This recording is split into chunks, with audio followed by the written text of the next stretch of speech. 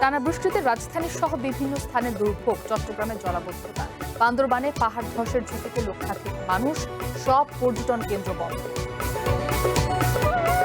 অক্টোবরের প্রথমার্ধে ইউনিয়ন পরিষদ নির্বাচন, বিচারে নিষিদ্ধ না হলে আওয়ামী লীগের কর্মসূচিতে বাধা নেই বলেন উপদেষ্টা জাহেদ।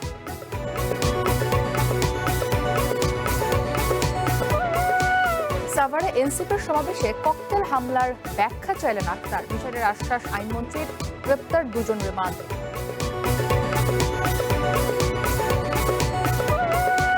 খামেনির মরদেহ নিয়ে শোক মিছিল অব্যাহত, কাল নেওয়া হবে ইরাকের নাজাফ ও কারবালায়, বৃহস্পতিবার দাফন।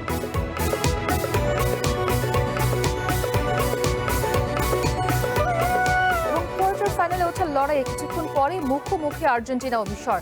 সালা ও মেসির দ্বৈরথ দেখার অপেক্ষায় ফুটবল বিশ্ব।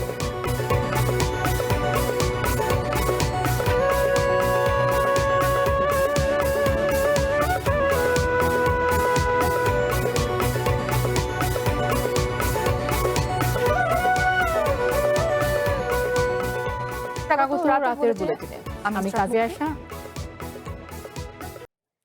রাজধানী ঢাকা সহ দেশের বিভিন্ন স্থানে টানা বৃষ্টিতে তৈরি হয়েছে জলাবদ্ধতা, বেড়েছে দুর্ভোগ। আবহাওয়া অফিস বলছে মৌসুমী লঘুচাপের প্রভাবে ভারী বৃষ্টি হচ্ছে, যা চলতে পারে আরো কয়েকদিন।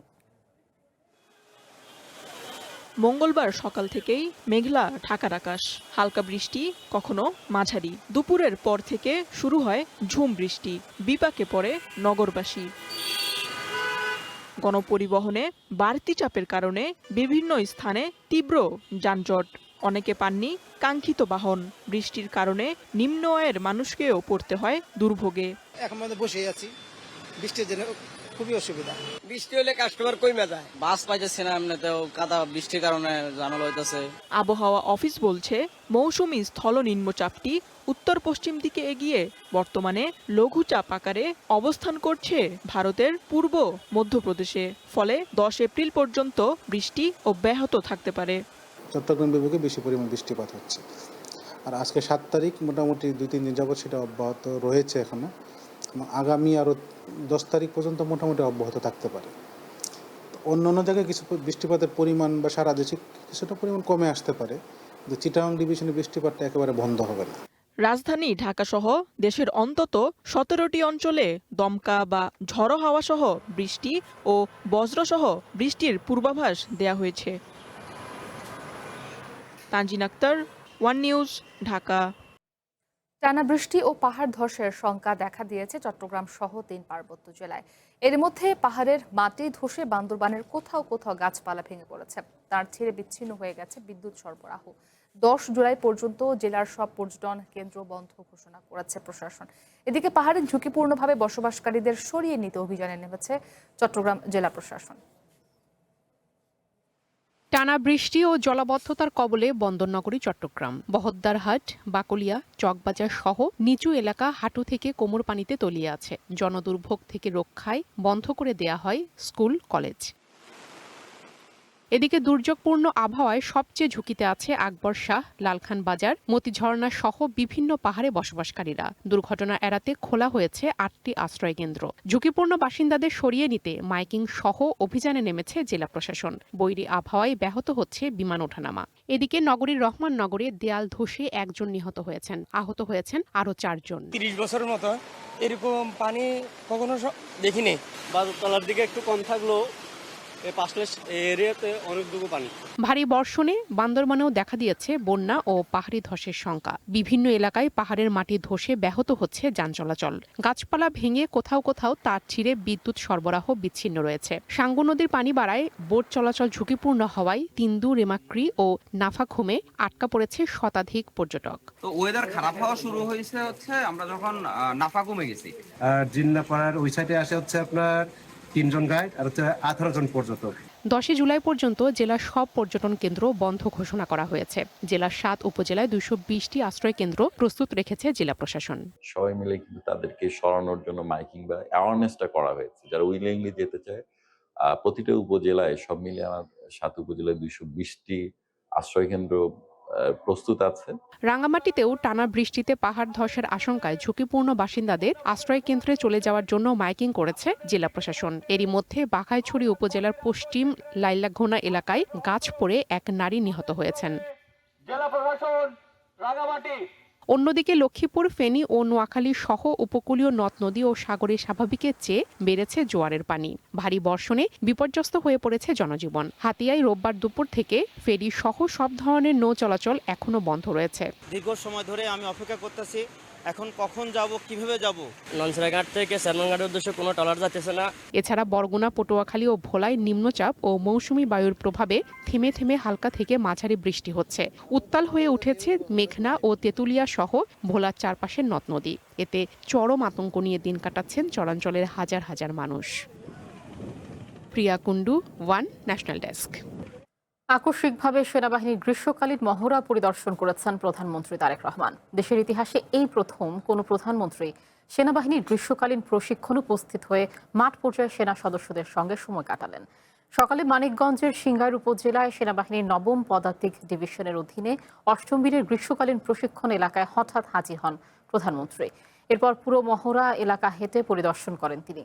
যুদ্ধক্ষেত্রে সেনা সদস্যদের অবস্থান গ্রহণ, রণকৌশল, সমরাস্ত্রের ব্যবহার এবং বাস্তবধর্মী প্রশিক্ষণের নানা দিক পরিদর্শন করেন প্রধানমন্ত্রী। পরে সেনা বাংকারে নেমে মহড়ায় অংশগ্রহণকারী অফিসার ও সেনাদের সঙ্গে রণকৌশল নিয়ে মত বিনিময় করেন।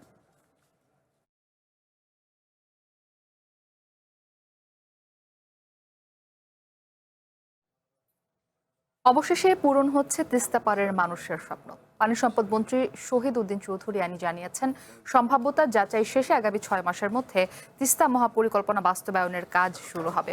এতে কারিগরি ও প্রযুক্তিগত সব ধরনের সহযোগিতা দেবে চায়না। প্রকল্প বাস্তবায়নে বিদেশি গবেষকদেরও যুক্ত করা হবে। মন্ত্রী জানান, এই মহাপরিকল্পনা বাস্তবায়ন হলে সুবিধা পাবে উত্তরাঞ্চলের প্রায় 2 কোটি মানুষ। তিস্তা প্রকল্প কে বাস্তবায়ন করবে, চায়না নাকি ভারত? গেল কয়েক বছর ধরেই চলছিল সেই আলোচনা। ভূরাজনৈতিক কারণে বিগত কোনো সরকারি প্রকল্পটি বাস্তবায়ন করতে পারেনি। দোটানার কারণে তিস্তার পানির হিস্যারও সমাধান হয়নি। ফলে প্রতি বছরই নদী ভাঙনে বিলীন হয়েছে হাজার হাজার ঘরবাড়ি আর ফসলি জমি। সম্প্রতি প্রধানমন্ত্রী তারেক রহমানের চায়না সফরের পর তিস্তা মহাপরিকল্পনা বাস্তবায়ন নিয়ে আবারও আশার আলো দেখছেন নদী পারের মানুষ। পানি সম্পদ মন্ত্রী শহীদ উদ্দিন চৌধুরী বলছেন, কারিগরি ও প্রযুক্তিগত সুবিধা সহ তিস্তা প্রকল্প বাস্তবায়নে সব ধরনের সুবিধার আশ্বাস দিয়েছে চায়না। অন্তর্বর্তী সরকারের সময় চায়নার একটি প্রতিনিধি দল প্রকল্পটি নিয়ে বেশ কিছু সম্ভাব্যতা যাচাই করেছে। তবে এই কাজ শেষ হতে সময় লাগবে আরও 6 মাস। এরপরই শুরু হবে প্রকল্পের কাজ। এর জন্য আমাদের একটা স্টাডি টিম কাজ শুরু করে দিয়েছে। দেশীয় চায়নার একটা স্টাডি টিম, টেকনিক্যাল টিম, তারা স্টাডি কমপ্লিট করবে।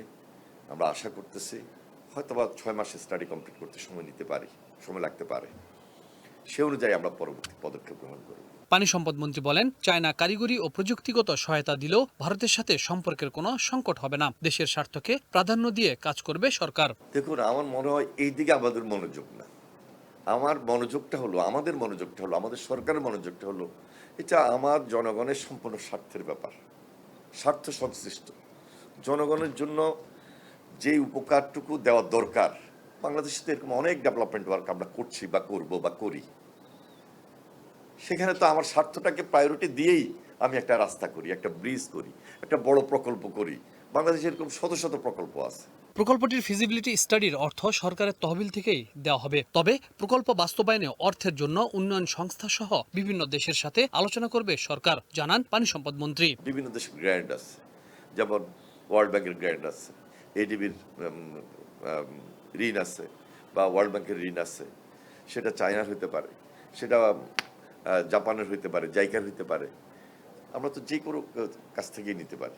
নদী খনন ও শাসন ভাঙন প্রতিরোধ ব্যবস্থার পাশাপাশি বাস্তবায়ন করা হবে আধুনিক কৃষি সেচ ব্যবস্থা। প্রকল্পটি বাস্তবায়ন হলে নদীর দুই পারের যে দীর্ঘদিনের পানির সংকট তা অনেকটাই কমবে। নদীর দুই পারের প্রায় কোটি মানুষের কষ্টের লাঘবের পাশাপাশি সৃষ্টি হবে কর্মসংস্থানও। Habib Rahman, One News, Dhaka. আগামী অক্টোবরের প্রথমার্ধে ইউনিয়ন পরিষদ নির্বাচন করার পরিকল্পনা করছে সরকার। এ কথা জানিয়ে প্রধানমন্ত্রীর পলিসি অ্যান্ড স্ট্র্যাটেজি উপদেষ্টা জাহিদুর রহমান বলেছেন, আগামী মাসের দ্বিতীয়ার্ধে তফসিল ঘোষণা করা হবে। নির্বাচন শুরুর 10 থেকে 12 মাসের মধ্যে স্থানীয় সরকারের সব নির্বাচন শেষ হবে বলেও জানান তিনি। সচিবালয়ে নিয়মিত সংবাদ সম্মেলনে উপদেষ্টা বলেন, আদালতের বিচারে নিষিদ্ধ না হলে কর্মসূচি চালাতে পারবে আওয়ামী লীগ। সমসাময়িক নানা বিষয়ে সচিবালয়ে তথ্য অধিদপ্তরের সম্মেলন কক্ষে গণমাধ্যমের মুখোমুখি হন প্রধানমন্ত্রীর উপদেষ্টা ডাক্তার জাহিদুর রহমান। বর্তমান সরকার জুলাইয়ের চেতনা ধারণ করে দাবি করে তিনি বলেন, 5 আগস্টের আগেই জুলাই স্মৃতি জাদুঘর উদ্বোধন করা হবে। এটা হচ্ছে, এটাকে আমরা স্ট্রেংথেন করব, আমি এটা একমত। সাভারে এনসিপির সমাবেশে বোমা হামলার তদন্ত চলছে উল্লেখ করে তিনি বলেন, এ বিষয়ে বক্তব্য দেওয়ার ক্ষেত্রে নাহিদ ইসলামের আরও দায়িত্বশীল হওয়া উচিত ছিল। জুলাই নিয়ে কটূক্তিকে সরকার এখনো ফৌজদারি অপরাধ মনে করে না বলেও মন্তব্য করেন ডাক্তার জাহিদ। জুলাই নিয়ে কটূক্তি অত্যন্ত মর্মান্তিক, অত্যন্ত অপ্রত্যাশিত, কিন্তু এটা এখন পর্যন্ত আমরা ক্রিমিনাল অফেন্স হিসাবে আমরা কোনো আইনে এটাকে ইনক্লুড করিনি। সুতরাং আইনগত ব্যবস্থা তাদের বিরুদ্ধে নেয়ার ক্ষেত্রে ওই কাজটা আগে করতে হবে। তো সমাজে এই আলাপটা হওয়া দরকার আছে। তুরাগ নদে আওয়ামী লীগ কর্মীর মৃত্যুর ঘটনাকে দুঃখজনক বলে উল্লেখ করেন উপদেষ্টা।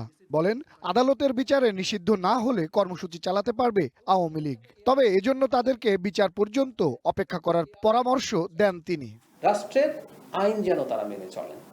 এখন পর্যন্ত নিষিদ্ধ হচ্ছে, আওয়ামী লীগ তো নিষিদ্ধ হয়, তাদের কর্মকাণ্ড নিষিদ্ধ আছে। তারা একটু অপেক্ষা করুন, আদালতে এটা যাবে। আমাদের মাননীয় স্বরাষ্ট্রমন্ত্রী জানিয়েছেন, আমাদের আইসিটি থেকে জানানো হয়েছে, তদন্ত চলছে। সেই সময়টা পর্যন্ত অপেক্ষা করলেই হবে।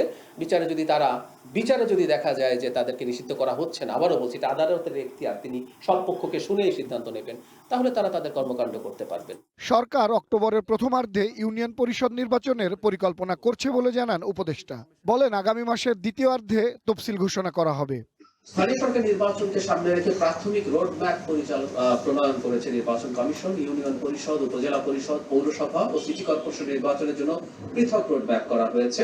চলতি মাসের শেষের দিকে এগুলো চূড়ান্ত করে প্রকাশ করা হতে পারে। প্রধানমন্ত্রীর উপদেষ্টা বলেন, শেখ হাসিনা নিজের চেহারা দেখাতে কুণ্ঠাবোধ করেন, তাই ভারতে বসে অডিও বক্তব্য দেন। নিজের সোশ্যাল মিডিয়াতে যে কোনো কিছু দিতে পারি। সৌরভ নূর, ওয়ান নিউজ, ঢাকা। গণভোটের রায় বাস্তবায়ন না হলে দেশের রাজনীতি সংকটে পড়তে পারে, এমন মন্তব্য করেছেন জামায়াতের সেক্রেটারি জেনারেল মিয়া গোলাম পরওয়ার। বিকেলে রাজধানীর মানিক মিয়া এভিনিউয়ে 11 দলীয় ঐক্যের মানববন্ধনে এই মন্তব্য করেন তিনি। এতে জুলাই শহীদ পরিবারের সদস্য, আহত ও জুলাই যোদ্ধারা অংশ নেন। এ সময় জামায়াত নেতা বলেন, গণভোটের রায় বাস্তবায়নে প্রয়োজনীয় পদক্ষেপ নেওয়ার জন্য জাতীয় সংসদের স্পিকারের কাছে স্মারকলিপি দেওয়া হয়েছে। স্পিকার বিষয়টি প্রধানমন্ত্রীকে অবহিত করবেন বলে আশ্বাস দিয়েছেন। 11 দলীয় ঐক্যের নেতারা বলেন, জনগণের প্রত্যাশা পূরণ না করে সংসদ পরিচালনা করলে জনগণ তা মেনে নেবে না। ক্ষমতায় থেকে জনগণের রায়কে অস্বীকার করা হলে দেশে আরেকটি জুলাই বিপ্লব ঘটতে পারে বলেও হুঁশিয়ারি দেন তারা।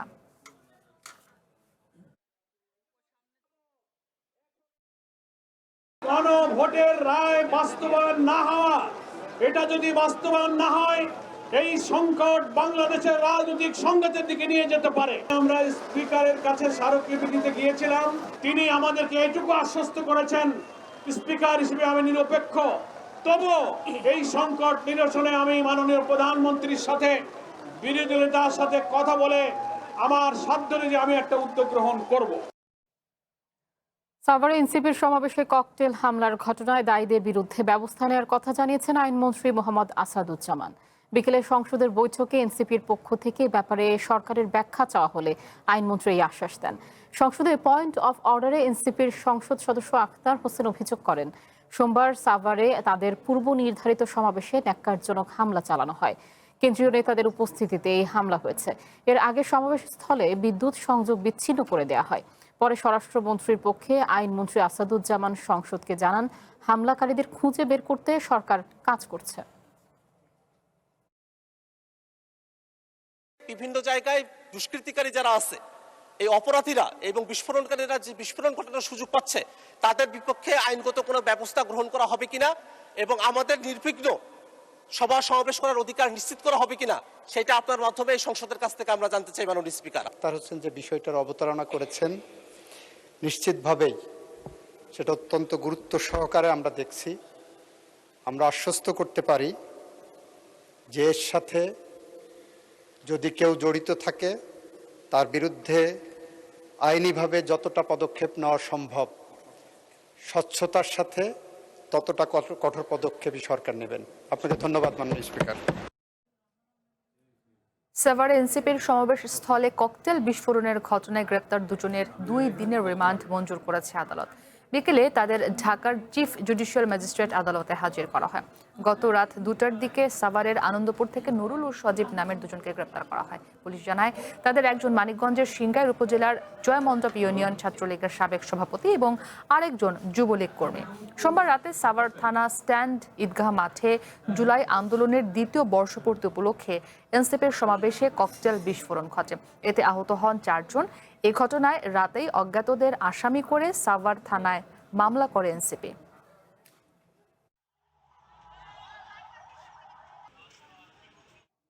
ইরানের প্রয়াত সর্বোচ্চ নেতা আয়াতুল্লাহ আলী খামেনির মরদেহ দেশটির কোম শহরে নেওয়া হয়েছে। বিশেষ একটি হেলিকপ্টারে তার মরদেহ বহন করা হয়। আজও সেখানে শোক মিছিল অব্যাহত রয়েছে। আগামীকাল খামেনির মরদেহ নেওয়া হবে ইরাকের নাজাফ ও কারবালায়। বৃহস্পতিবার তাকে দাফন করা হবে ইরানের উত্তর পূর্বাঞ্চলীয় শহর মাশহাদে। তেহরানে জানাজা এবং সর্বস্তরের মানুষের শ্রদ্ধা নিবেদনের পর কোম শহরে নেওয়া হয়েছে ইরানের প্রয়াত সর্বোচ্চ নেতা আয়াতুল্লাহ আলী খামেনির মরদেহ। মঙ্গলবার সেখানে তার মরদেহ নিয়ে শোক মিছিল হওয়ার কথা রয়েছে। মঙ্গলবার ভোর থেকেই কোমের ঐতিহাসিক জামকারান মসজিদে সমবেত হয়েছেন শোক সন্তপ্ত মানুষ। সেখানে ধর্মীয় নেতা এবং খামেনির পরিবারের সদস্যদের উপস্থিতিতে বিশেষ জানাজা ও প্রার্থনা চলছে। এর আগে টানা 3য় দিনের মতো রাজধানী তেহরানের রাস্তায় খামেনিকে শেষ শ্রদ্ধা জানাতে বিপুল সংখ্যক মানুষ জড়ো হন। রাষ্ট্রীয় টেলিভিশনের দাবি, ওই শোক মিছিলে অংশ নেন কয়েক লাখ মানুষ। অনেকের মতে 1989 সালে ইরানের বিপ্লবী নেতা আয়াতুল্লাহ খামেনির জানাজা ও শোক যাত্রার পর এটিই ছিল সবচেয়ে বড় জনসমাগমগুলোর একটি। তিনি শুধু আমাদের নেতাই ছিলেন না, ছিলেন ইসলামী বিশ্ব আর প্রতিরোধ আন্দোলনের আসল চালিকা শক্তি। আজ পুরো মুসলিম বিশ্ব তাদের নেতাকে হারিয়ে শোক পালন করছে। খামেনির এই আকস্মিক বিদায় ইরানকে স্তব্ধ করলেও সাধারণ মানুষের কণ্ঠে এখন প্রতিবাদের সুর। শোককে শক্তিতে রূপান্তর করে খামেনির অসমাপ্ত কাজ এগিয়ে নেয়ার প্রত্যয় জানাচ্ছেন তারা। আমরা শেষ পর্যন্ত তার দেখানো পথেই চলব, পাহাড়ের মতো শক্ত হয়ে দাঁড়িয়ে থাকব। আমরা কাউকে ভয় পাই না। ইরানের সরকারি পরিকল্পনা অনুযায়ী মঙ্গলবার দেশটির পবিত্র নগরী কোমে খামেনির আরেকটি শোক মিছিল হওয়ার কথা রয়েছে। এরপর বুধবার তার মরদেহ নেওয়া হবে ইরাকের নাজাফ ও কারবালায়। আগামী বৃহস্পতিবার উত্তর পূর্বাঞ্চলীয় শহর মাশহাদে তাকে দাফন করা হবে। ওই দিন ইরানে জাতীয় শোক দিবস ঘোষণা করেছে সরকার। H M Ataullah, One International Desk. দেশের বেসরকারি খাতের চিকিৎসার মান বেশ ভালো, সেই তুলনায় পিছিয়ে আছে সরকারি চিকিৎসা খাত। এমন মন্তব্য করে সরকারের 2 মন্ত্রী বলেছেন, সরকারি হাসপাতালের সেবার মান বাড়ানোর চেষ্টা চলছে। সকালে রাজধানীর একটি হোটেলে এক কর্মশালায় তারা এ কথা বলেন। এ সময় ডাক্তার জুবাইদা রহমান বলেন, স্বাস্থ্য খাতের বর্তমান ও সম্ভাব্য চ্যালেঞ্জ মোকাবিলায় সাহসী ও উদ্ভাবনী পদক্ষেপ নিতে নতুন প্রজন্মকে সম্পৃক্ত করতে হবে। মঙ্গলবার সকালে রাজধানীর একটি হোটেলে বাংলাদেশ স্বাস্থ্য উদ্যোক্তা বিষয়ক কর্মশালার আয়োজন করা হয়। উদ্বোধনী সেশনে জিয়াউর রহমান ফাউন্ডেশনের ভাইস প্রেসিডেন্ট ডক্টর জোবাইদা রহমানের পাশাপাশি সরকারের 2 মন্ত্রী সহ বিশেষজ্ঞরা অংশ নেন। স্বাস্থ্যমন্ত্রী বলেন, অতি জনসংখ্যার কারণে দেশের স্বাস্থ্যসেবায় কিছুটা ঘাটতি আছে। তবে ভোগান্তি নিরসনে মেডিকেল উদ্যোক্তা তৈরির কাজ করছে সরকার। আর এবারের বাজেটে স্বাস্থ্য খাতকে বিশেষ গুরুত্ব দেওয়া হয়েছে জানিয়ে অর্থমন্ত্রী বলেন, বেসরকারি খাতের মতো সরকারিভাবেও স্বাস্থ্যসেবা নিশ্চিত করতে চায় সরকার। চিকিৎসা ব্যবস্থায় দেশের বেসরকারি খাতের মান বেশ ভালো। সরকারি চিকিৎসা ব্যবস্থা কিছুটা পিছিয়ে থাকলেও উত্তরণের চেষ্টা চলছে। সারা দেশে 1 লাখ স্বাস্থ্যকর্মী নিয়োগ দেওয়া হবে। এছাড়াও চিকিৎসা সেবায় ব্যবহৃত যন্ত্র ও স্বাস্থ্য উদ্যোক্তাদেরও প্রণোদনা দেওয়ার চিন্তা করা হচ্ছে। জনগণের ভোটে নির্বাচিত সরকার স্বাস্থ্য ব্যবস্থা নিশ্চিত করতে বদ্ধপরিকর। স্বাস্থ্য খাতে লোকবল এখনো কম, যে কারণে সেবা দিতে গিয়ে সমস্যায় পড়তে হয়। সরকার এ বিষয়ে কাজ করছে। স্বাস্থ্য খাতে তরুণ উদ্যোক্তাদের উৎসাহ দিচ্ছে সরকার। প্রধান অতিথির বক্তব্যে ডাক্তার জোবাইদা রহমান বলেন, স্বাস্থ্য খাতে বর্তমান এবং সম্ভাব্য চ্যালেঞ্জগুলো মোকাবেলা করতে সাহসী ও উদ্ভাবনী পদক্ষেপ নিতে নতুন প্রজন্মকে সম্পৃক্ত করতে হবে। সরকার নাগরিকদের চিকিৎসা সেবা নিশ্চিতে প্রতিশ্রুতিবদ্ধ, তবে এখানে বেশ কিছু চ্যালেঞ্জ আছে, বিশেষ করে নারী ও শিশু সেবায়। স্বাস্থ্য খাতের এই ঘাটতিগুলো চিহ্নিত করা হচ্ছে। স্বাস্থ্যসেবা পাওয়া জনগণের মৌলিক অধিকার। প্রতিটি নাগরিকের জন্য স্বাস্থ্যসেবা নিশ্চিত করতে চায় সরকার। চিকিৎসা ব্যয়ের ৭২% নিজেদের পকেট থেকে দিতে হয় উল্লেখ করে ডক্টর জোবাইদা রহমান বলেন, চিকিৎসা ব্যয় মেটাতে সরকারকেও দায়িত্ব নিতে হবে। আমরা বিশ্বাস করি স্বাস্থ্য কোনো বিশেষ সুবিধা নয়, এটি একটি মৌলিক মানবাধিকার। বাংলাদেশের স্বাস্থ্য খাত বছরের পর বছর ধরে অবহেলা এবং জবাবদিহিতার অভাবের মুখোমুখি হয়েছে।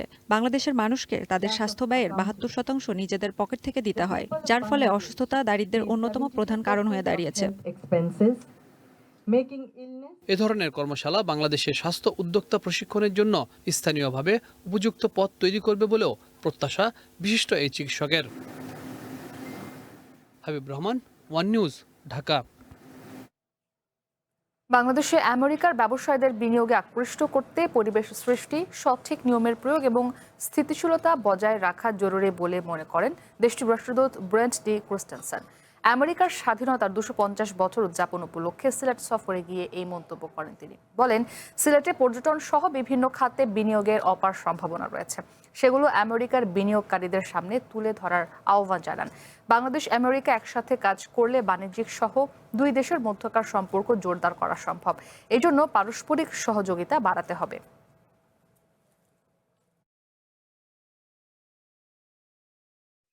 Silet, Jay Shundar, Siloti Manush, Kuboy Antorek. Our agreement on reciprocal trade. বাংলাদেশে আমেরিকার ব্যবসায়ীদের বিনিয়োগে আকৃষ্ট করতে পরিবেশ সৃষ্টি সহ স্থিতিশীলতা বজায় রাখা প্রয়োজন। পারস্পরিক সহযোগিতার মাধ্যমে দুই দেশ এই পরিবেশ নিশ্চিত করলে বিনিয়োগ বাড়ানো সম্ভব।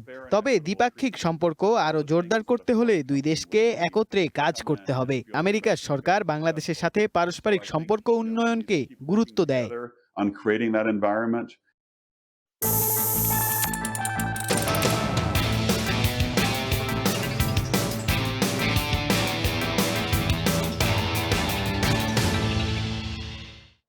টানা উচ্চ মূল্যস্ফীতির মধ্যে জুড়ে মিলেছে কিছুটা স্বস্তির খবর। জিনিসপত্রের দাম কমায় মানুষের জীবনযাত্রার খরচ কমেছে, যদিও আগের বছরের একই সময়ের তুলনায় মূল্যস্ফীতি কমেনি। তবে এক মাসের ব্যবধানে কমেছে মূল্যস্ফীতির হার। বাংলাদেশ পরিসংখ্যান ব্যুরোর সবশেষ তথ্য বলছে, জুনে সাধারণ মূল্যস্ফীতি কমে 9.16% নেমেছে। টানা কয়েক মাসের উচ্চ মূল্যস্ফীতির পর জুনে কিছুটা কমেছে পণ্যের দাম, এতে বাজারে মিলেছে স্বস্তির আভাস। বাংলাদেশ পরিসংখ্যান ব্যুরোর সবশেষ তথ্য বলছে, জুন মাসে জাতীয় পর্যায়ে সাধারণ মূল্যস্ফীতি কমে 9.16% দাঁড়িয়েছে, যা মে মাসে ছিল 9.42%। একই সঙ্গে খাদ্য ও খাদ্য বহির্ভূত দুই খাতেই মূল্যস্ফীতির হার আগের মাসের চেয়ে কম। এছাড়া 12 মাসের চলন্ত গড় মূল্যস্ফীতিও কমে 8.68% দাঁড়িয়েছে। সোমবার প্রকাশিত বিবিএস-এর মাসিক মূল্যস্ফীতি প্রতিবেদনে বলা হয়, সবচেয়ে বেশি কমেছে খাদ্যপণ্যের দাম। খাদ্য মূল্যস্ফীতি কমে 8.60% দাঁড়িয়েছে, যা মে মাসে ছিল 9.06%। একই সময়ে খাদ্য বহির্ভূত মূল্যস্ফীতিও 9.71% থেকে কমে 9.61% নেমে এসেছে। সার্বিকভাবে 2024-25 অর্থ বছরের তুলনায় 25-26 অর্থ বছরের মূল্যস্ফীতি অনেকটাই কমেছে। এই ধারা যদি চলতে থাকে তাহলে সেক্ষেত্রে আগামী বছরের জন্য আমাদের মূল্যস্ফীতি অনেকটা কমে যাবে। তবে সবকিছু নির্ভর করছে আসলে এই বিশ্ববাজারের পরিস্থিতি কি, দেশের ভেতরে উৎপাদন অবস্থা কেমন থাকে আর মার্কেট ম্যানেজমেন্টটা কেমন হয়। আশা করি যে মূল্যস্ফীতি আরো কিছুটা কমবে, তবে এতে সরকারের আরো অনেক এফোর্ট দিতে হবে, সাপ্লাই চেইনটাকে খুব ক্লিন রাখতে হবে। তবে মাসভিত্তিক উন্নতির পরও গেল বছরের একই সময়ের তুলনায় মূল্যস্ফীতির চাপ এখনো বেশি। 2025 সালের জুনে সাধারণ মূল্যস্ফীতি ছিল 8.48%, যা এক বছরের ব্যবধানে বেড়ে চলতি জুনে 9.16% দাঁড়িয়েছে। একইভাবে খাদ্য মূল্যস্ফীতি 7.39% থেকে বেড়ে 8.60% এবং খাদ্য বহির্ভূত মূল্যস্ফীতি 9.37% থেকে বেড়ে 9.61% দাঁড়িয়েছে। অর্থনীতিবিদরা বলছেন, মাসিক ভিত্তিতে মূল্যস্ফীতি কমে আসা ইতিবাচক হলেও তা এখনও স্বস্তিদায়ক পর্যায়ে পৌঁছায়নি। বিশেষ করে খাদ্য ও নিত্য প্রয়োজনীয় পণ্যের দাম তুলনামূলক বেশি থাকায় নিম্ন ও মধ্যম আয়ের মানুষের খরচ কমেনি। বাজার ব্যবস্থাপনা আরও কার্যকরের উপর জোর দেন অর্থনীতিবিদরা। সেই সাথে সরবরাহ বাড়ানো ও কৃষি উৎপাদন ও আমদানিতে নজর দেওয়ার পরামর্শ তাদের। তনিমা ইসলাম, ওয়ান নিউজ, ঢাকা। বর্জ্য ব্যবস্থাপনা ও ড্রেনেজ সমস্যা সহ নগরবাসীর যে কোনো সমস্যা সমাধানে যাত্রা শুরু করলো ক্লিন কেয়ার মোবাইল অ্যাপ। এর মাধ্যমে ঘরে বসেই মোবাইল ফোনে যে কোনো অভিযোগ দেওয়ার সুযোগ পাবেন ঢাকা দক্ষিণ সিটি কর্পোরেশনের বাসিন্দারা। দুপুরে নগর ভবনে অ্যাপের উদ্বোধনী অনুষ্ঠানে এসব কথা জানান ঢাকা দক্ষিণ সিটির প্রশাসক মোহাম্মদ আব্দুস সালাম। জানান এই অ্যাপের মাধ্যমে ডিএসসিসির জবাবদিহিতা নিশ্চিত হবে। তিনি আরও বলেন, নাগরিক সমস্যা সমাধানে প্রযুক্তির কোনো বিকল্প নেই। এই অ্যাপের মাধ্যমে শুধুমাত্র বর্জ্য ব্যবস্থাপনা নয়, পর্যায়ক্রমে অন্যান্য সমস্যার সমাধান পেতে যে কোনো অভিযোগ করা যাবে।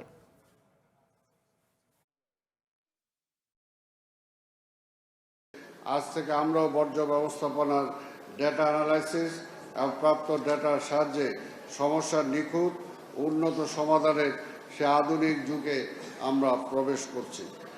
আর এই রূপান্তরের মূল চালিকা শক্তি হিসাবে আজ আমরা আনুষ্ঠানিকভাবে উদ্বোধন করতে যাচ্ছি আমাদের নিজস্ব ডিজিটাল পদক্ষেপ ক্লিন কেয়ার মোবাইল অ্যাপ্লিকেশন। এখন থেকে এই অ্যাপসটি ব্যবহার করে নগরের যে কোনো প্রান্ত থেকে মাত্র কয়েকটি ক্লিকের মাধ্যমে বর্জ্য ব্যবস্থাপনা সম্পর্কিত যে কোনো সমস্যা অভিযোগ সরাসরি আমাদের কাছে পৌঁছে দেওয়া যাবে।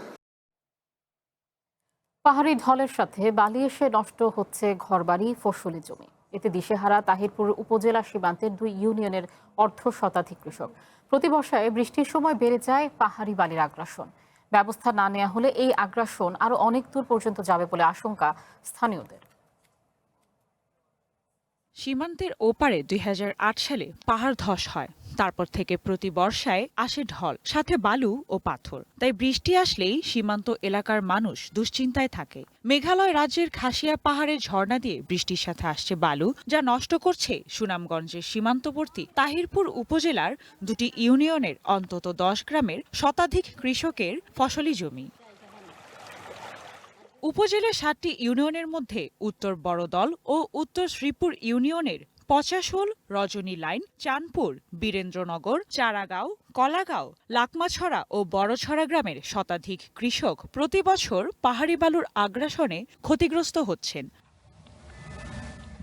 ভারতের পাহাড়ি ছড়া দিয়ে বৃষ্টির সময় ঢলের পানি, বালু ও পাথর সীমান্তবর্তী প্রায় 10 কিলোমিটার এলাকার ফসলি জমি, ঘরবাড়ি ও রাস্তাঘাট ঢেকে দিচ্ছে। ফলে বালুতে চাপা পড়া জমিতে এখন আর চাষাবাদ সম্ভব হচ্ছে না। দ্রুত কার্যকর উদ্যোগ নেওয়ার দাবি জানিয়েছেন ক্ষতিগ্রস্ত কৃষকেরা। জমি নষ্ট হয়ে গেছে গা, তো আর ফসল আর করা যায় না জমিনের মধ্যে।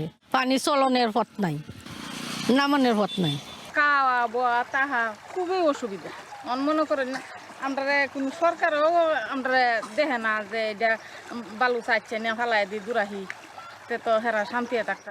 বছরের পর বছর পাহাড়ি ঢলের সাথে বালু আসায় ফসলি জমি নিয়ে অনিশ্চয়তায় দিন পার করছেন কৃষকরা। তাই খুব শীঘ্রই খাল খননের কাজ শুরুর আশ্বাস দিয়েছেন স্থানীয় সংসদ সদস্য। পাহাড়ি ঢলে বালি পাথর এসে এই জমি জমা একদম নষ্ট হয়ে যাচ্ছে এবং আমার রাস্তাঘাট পর্যন্ত নষ্ট হয়ে যাচ্ছে। সেই কারণে আমি আমাদের মাননীয় মন্ত্রী মহোদয়ের সাথে কথা হয়েছে, আমরা এখানে কিছু খাল আছে, খালগুলি খনন করার জন্য, এবং আমাকে খাল খননের জন্য বলছেন এবং এক্সিমকেও বলা হয়েছে। আমরা আশা করতেছি আগামী 15-20 দিনের মধ্যেই এই খাল খননের কাজটা আমরা শুরু করব। এই খালগুলি যদি আমরা খনন করতে পারি আমাদের এই সমস্যাটা সমাধান হবে। আমরা আমাদের সাধ্য অনুযায়ী চেষ্টা করছি এবং ইনশাআল্লাহ হবে। গত 16 বছর ধরে পাহাড়ি বালুর আগ্রাসনে সীমান্তবর্তী এলাকার কমপক্ষে 500 হেক্টর জমি নষ্ট হয়েছে। One national desk.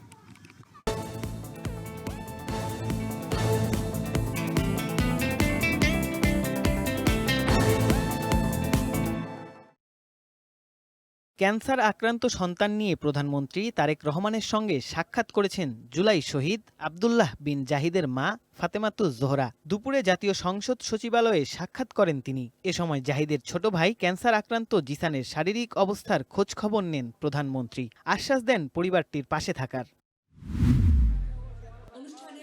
সাধারণ মানুষের মধ্যে উদ্যোক্তা হওয়ার যে মনোভাব আছে তা কাজে লাগাতে পারলে দেশের অর্থনীতি আরও গতিশীল হবে বলে মন্তব্য করেছেন তথ্যমন্ত্রী জহিরুদ্দিন স্বপন। বলেন, বর্তমানে দেশের সবচেয়ে বড় চ্যালেঞ্জ ভঙ্গুর অর্থনীতি মোকাবিলা করা। গোপালগঞ্জের কাশিয়ানীতে ৮ বছরের শিশু মাহফুজকে অপহরণের পর হত্যা মামলায় ৩ আসামিকে মৃত্যুদণ্ড এবং 2 জনকে যাবজ্জীবন কারাদণ্ড দিয়েছে আদালত। ঢাকার দ্রুত বিচার ট্রাইব্যুনাল এই রায় ঘোষণা করে। 2012 সালের 5 জুলাই মসজিদে যাওয়ার পথে মাহফুজকে অপহরণ করা হয়। এরপর মুক্তিপণ দাবি করা হলেও টাকা না পেয়ে প্রায় 1.5 মাস আটকে রেখে 20 আগস্ট তাকে শ্বাসরোধ করে হত্যা করা হয়। টাঙ্গাইলে নারীকে ধর্ষণের ঘটনায় 3 আসামিকে যাবজ্জীবন কারাদণ্ড দিয়েছে জেলা নারী ও শিশু নির্যাতন দমন ট্রাইব্যুনাল। একই সাথে প্রত্যেককে 1 লাখ টাকা করে অর্থদণ্ড দেওয়া হয়। 2023 সালে বিয়ের পাত্রী দেখানোর কথা বলে ভুক্তভোগীকে জামালপুর থেকে টাঙ্গাইলের মধুপুরের দুখোলা বনাঞ্চলে নিয়ে ধর্ষণ করে 3 জন।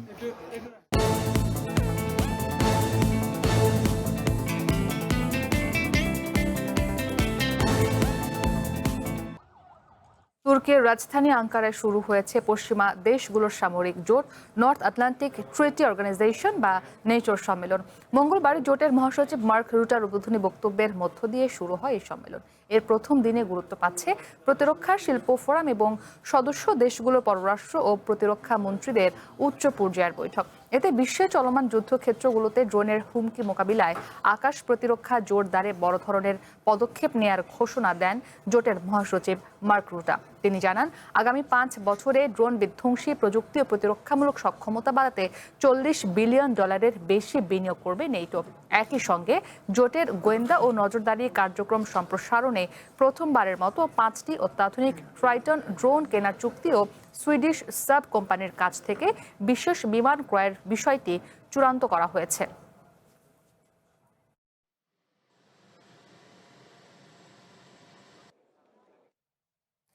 জাতিসংঘের সাধারণ পরিষদের প্লেনারি অধিবেশনে আমেরিকা ও ইসরায়েলের বিরুদ্ধে যুদ্ধাপরাধের অভিযোগ তুলেছে ইরান। দেশ দুটির সামরিক তৎপরতাকে মানবতা বিরোধী অপরাধ বলে আখ্যা দেন ইরানের প্রতিনিধি। জাতিসংঘের নাগরিক সুরক্ষার দায়বদ্ধতা ও গণহত্যা প্রতিরোধ বিষয়ক বৈঠকে এই অভিযোগ তোলা হয়। তিনি বলেন, 2025 সালে এই নীতি পর্যালোচনার পরও ইরানের বিরুদ্ধে যুদ্ধাপরাধ ও ফিলিস্তিনে গণহত্যা অব্যাহত রয়েছে। একই সাথে আন্তর্জাতিক সম্প্রদায়কে দ্বিমুখী নীতি ও পক্ষপাতমূলক আচরণ পরিহার করে আইন মেনে চলার আহ্বান জানান তিনি।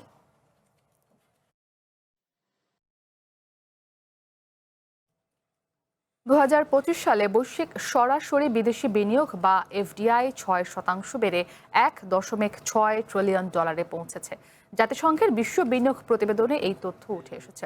সংস্থাটি বলছে, উন্নত অর্থনীতিতে এফডিআই বেড়েছে 11%, বিপরীতে উন্নয়নশীল দেশগুলোতে প্রবৃদ্ধি হয়েছে মাত্র 2%। কৃত্রিম বুদ্ধিমত্তা ভিত্তিক ডিজিটাল অবকাঠামোর কয়েকটি বড় প্রকল্প এই প্রবৃদ্ধিতে গুরুত্বপূর্ণ ভূমিকা রেখেছে। একই সঙ্গে শীর্ষ 20 অর্থনীতির দেশ বৈশ্বিক এফডিআই এর 80% বেশি আকর্ষণ করেছে, ফলে বিনিয়োগ বৈষম্য আরও বেড়েছে।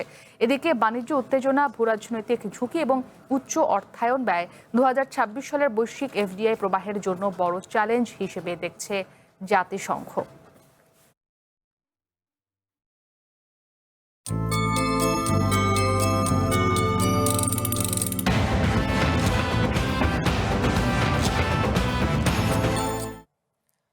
স্পেনের ঐতিহাসিক পাম্পলোনা শহরে শুরু হয়েছে সান ফেরমিন উৎসব। সোমবার শহরটির কনসিস্টোরিয়াল স্কোয়ারে আয়োজিত এই উৎসবে সমবেত হয় 12,000-এরও বেশি মানুষ। ঐতিহ্য অনুযায়ী শহরের প্রধান পৃষ্ঠপোষক সেন্ট ফেরমিনের স্মরণে 9 দিন ব্যাপী এই উৎসবের আয়োজন করা হয়ে থাকে, যার মূল আকর্ষণ ষাঁড়ের দৌড়। স্পেনের উত্তরাঞ্চলীয় প্যাম্পলোনা শহরের কনসিস্টোরিয়াল স্কোয়ারে নেই তিল ধারণের ঠাঁই। দেশটির অন্যতম জনপ্রিয় উৎসব সান ফেরমিন উদযাপনে সেখানে সমবেত হাজার হাজার মানুষ। শহরের প্রধান পৃষ্ঠপোষক সেন্ট ফেরমিনের স্মরণে প্রতি বছর আয়োজন করা হয় এই উৎসবের। সোমবার টাউন হলের বারান্দা থেকে আতশবাজি ফোটানোর মধ্য দিয়ে শুরু হয় 9 দিন ব্যাপী এই আয়োজন। এ সময় ভিভা সান ফেরমিন বা সান ফেরমিন দীর্ঘজীবী হোক বলে স্লোগান দেন সমবেত জনতা। উৎসবে অংশগ্রহণকারীদের অধিকাংশেরই পরনে ছিল ঐতিহ্যবাহী সাদা পোশাক ও লাল স্কার্ফ। বাতাসে সেই স্কার্ফ উঁচিয়ে একে অপরের গায়ে পানি ও রেড ওয়াইন ছিটিয়ে দর্শনার্থীরা মেতে ওঠেন উল্লাসে। পাম্পলোনায় আসতে পারাটা পুরোপুরি স্বপ্নের মতো মনে হচ্ছে। এমন একটা উৎসবের অংশ হতে পারা সত্যিই দারুণ ব্যাপার।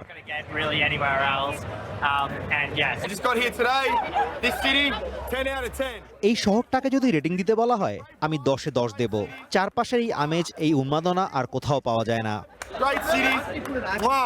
তবে সান ফেরমিন উৎসবের আসল রোমাঞ্চ এবং সবচেয়ে আকর্ষণীয় পর্ব রানিং অফ দ্য বুল বা ষাঁড়ের দৌড়।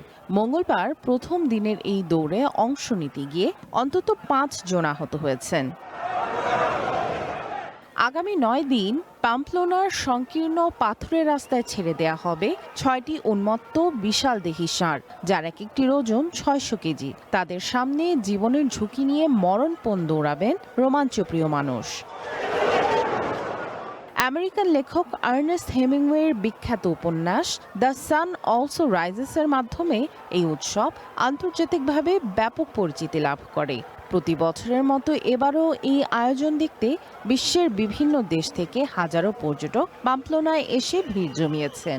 পশু অধিকার কর্মীদের তীব্র সমালোচনা সত্ত্বেও স্প্যানিশ সংস্কৃতির এই ঐতিহ্য পৃথিবী জুড়ে ভীষণ জনপ্রিয়।